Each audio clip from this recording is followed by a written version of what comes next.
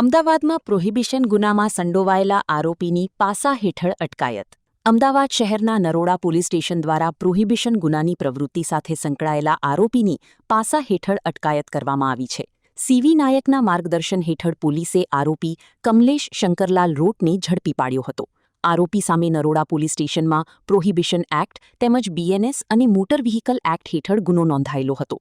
આરોપી વારંવાર ગેરકાયદેસર પ્રવૃત્તિઓમાં સંડોવાયેલો હોવાનું સામે આવતા અમદાવાદ શહેર પોલીસ કમિશનર દ્વારા પાસા હેઠળ અટકાયતનો હુકમ કરવામાં આવ્યો હતો. પોલીસે તારીખ 18 મે 2026ના રોજ સાંજે પાસા હુકમની બજવણી કરી આરોપીને મધ્યસ્થ જેલ રાજકોટ ખાતે મોકલવાની કાર્યવાહી હાથ ધરી હતી. Story by Vikramsinh Zala. Admission open.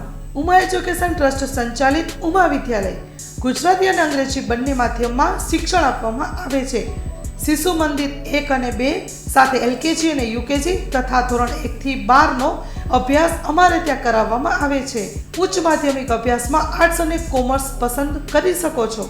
સંસ્કૃતિ અને સંસ્કાર સાથે આધુનિક શિક્ષણ.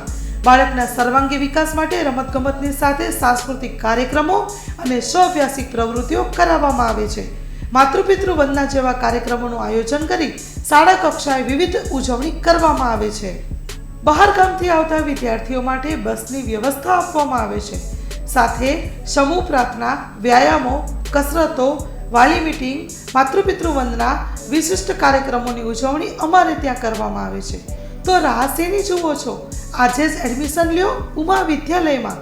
અમારું સરનામું નોંધી લેશો: બેરુ રોડ, નખત્રાણા, કચ્છ.